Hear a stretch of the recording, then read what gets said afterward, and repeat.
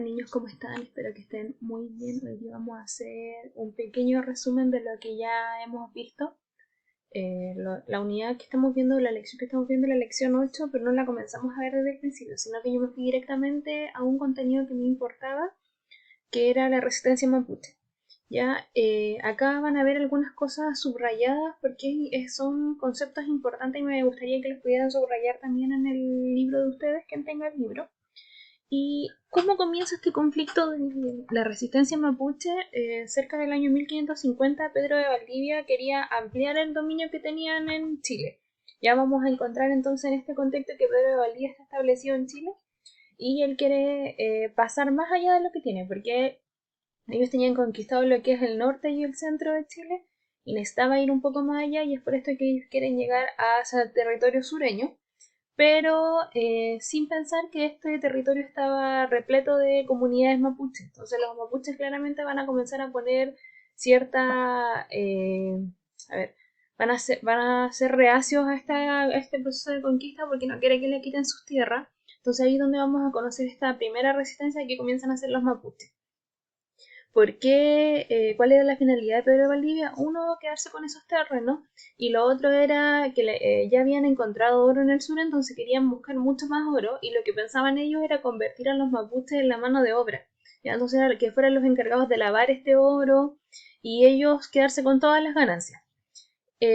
También se trataba de un lugar estratégico, ya el sur de Chile era un lugar estratégico en el cual podían estar resguardados, y aparte que ellos querían llegar al estrecho de Magallanes, porque el estrecho de Magallanes une lo que es el paso entre el océano Atlántico y Pacífico. Si hubieran logrado todo ese proceso, claramente quedan con mucho poder.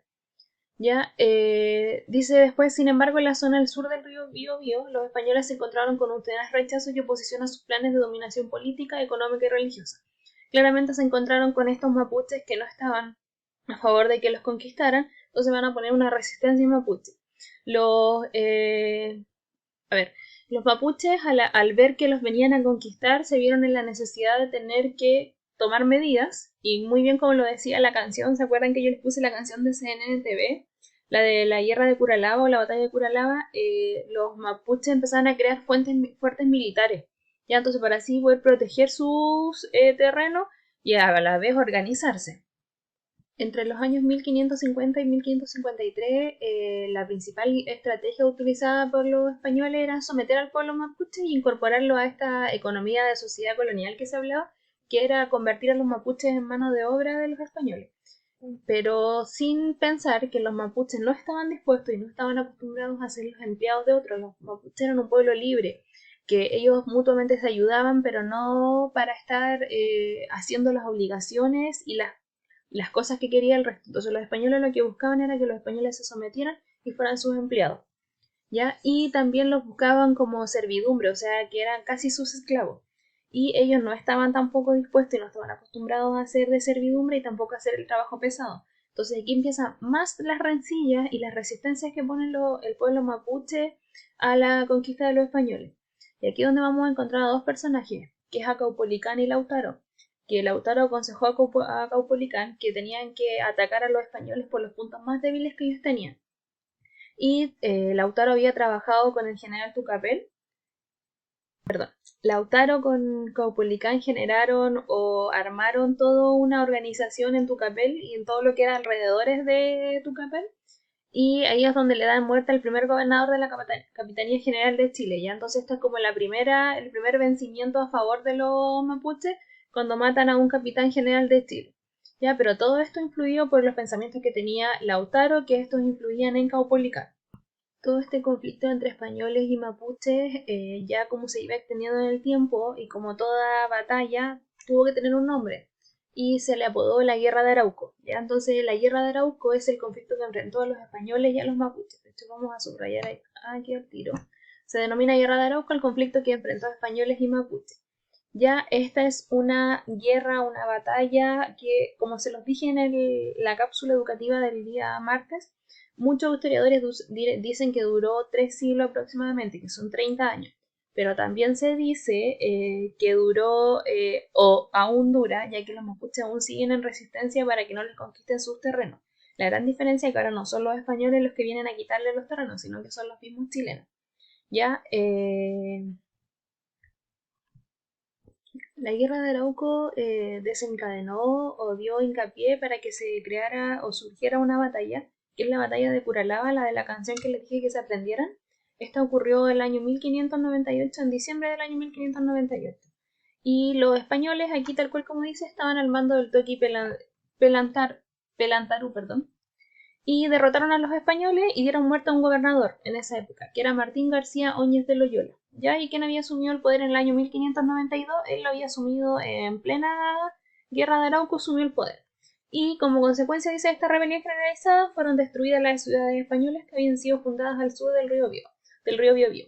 Entonces, gracias a que surge esta batalla de Curalaba, y como en la canción lo veíamos, ¿se acuerdan que mostraban las imágenes que los mapuches empezaron a organizar, empezaron a crear sus propios sistemas para poder atacar a los españoles? Como le dan muerte al gobernador, ellos también tienen la opción de destruir las ciudades españolas que se habían formado. ¿Y dónde se habían formado estas ciudades españolas? Cerca del río Biobío, porque vamos a ver después a continuación cuando se dan las relaciones fronterizas entre españoles y mapuches, estas surgen todo en torno al río Biobío. Entonces, el lugar específico donde se da estas batallas y los encuentros entre los españoles y los mapuches va a ser el río Biobío. Gracias a esto los mapuches iban ganando mucho poder, entonces los españoles se vieron en la necesidad de tomar medidas, o sea, de establecer medidas para poder ellos volver a tomar el poder. Una de las primeras medidas fue establecer una zona de frontera en el río Biobío a finales del siglo XVI, que es estas relaciones de fronteras que vamos a ver después, donde se establecen tanto los mapuches como los españoles. La segunda fue la constitución, o sea, crear un ejército permanente y profesional. ¿Para qué era este ejército permanente y profesional? Uno, para que estuviera en el borde de la frontera, para que estuviera de forma permanente ahí y no los mapuches no pudieran conquistarlos o echarlos realmente de su territorio. Y la segunda era para que pudieran estar en constante ataque a los mapuches. Y la tercera decisión establecida fue la legalización de la esclavitud en el año 1608. Entonces, ¿qué hicieron ellos? Legalizaron que todos los indígenas que fueran detenidos en guerra o en las batallas que ellos tuvieran fueran esclavos, o sea, pasaran a ser la mano obrera de los mapuches, de los españoles, perdón. Ya. Posterior a la batalla de Curalaba, los españoles notaron que el poder que tenían ellos con los que tenían los mapuches estaba muy parecido. Entonces, tenían que crear algo para que ellos pudieran imponerse sobre los mapuches. Porque pensemos que en un inicio los españoles tenían todo el poder. Los mapuches, como se empiezan a rebelar, les fue una piedra en el tope ahí, en el zapato a los españoles. Entonces tuvieron que comenzar a organizarse de otra manera. Y crearon o pusieron dos posiciones distintas. Aquí vamos a conocer los conceptos de guerra ofensiva y guerra defensiva. Cuando nosotros hablamos de guerra ofensiva que se ocupó entre el año 1601 y 1612, esta es una estrategia impulsada, dice, por el gobernador Alonso de Rivera. ¿Y qué es lo que hacía? Que defendía que se atacara directamente a los mapuches, ¿ya? Con guerra, con lo que fuera, pero ir ocupando gradualmente, o sea, que todo fuera de forma gradual, no así como una imposición directa. Y la guerra defensiva, que se hizo en el año 1612 y el año 1625, y era impulsada por el jesuita Luis de Valdivia. Esta estrategia, a diferencia de la ofensiva, como dice defensiva, como más pacífica, pensaba en el no uso de armas, ¿ya? Y que fuera todo como misionero, o sea, lo que buscaba era que, a ver, buscaba llegar a los indígenas o a los mapuches de forma persuasiva, así como, somos amigos, somos pacíficos, venimos a conquistar el terreno y nos vamos a quedar con este lugar. Entonces, los únicos que podían cruzar esta zona de frontera para ir a establecer diálogo y tratar de quedarse con el lugar de los mapuches eran los sacerdotes. Entonces, los sacerdotes eran los encargados de esta guerra defensiva. Y en la guerra ofensiva, claramente lo que buscaban era el ataque constante. Ya. Y como les había nombrado, se va a crear este concepto de vida y relaciones fronterizas. Entonces, dice, según lo que yo subrayé, en los años que siguieron a la batalla de Curalaba, el río Biobío fue reconocido como un espacio de frontera entre el mundo colonial denominado por los españoles y el mundo mapuche. Entonces, en este borde del río Biobío se encontraron los mapuches y los españoles establecidos y empiezan a crear una especie de espacio de frontera. Ya claramente aquí habían conflictos muy seguidos, entre ellos había muchas peleas, pero pasado un tiempo, estas peleas empiezan a bajar su intensidad. Pero antes de esto ocurrieron dos hechos. Dice, ocurrió una rebelión indígena en el año 1655 y lo que fue la Real Cédula del año 1683, que fue esta la más importante, de hecho la voy a hacer subrayar, porque esta puso fin a la esclavitud indígena. O sea, todos los indígenas que estaban en manos españolas dejaron de ser esclavos, o sea, quedaron en libertad.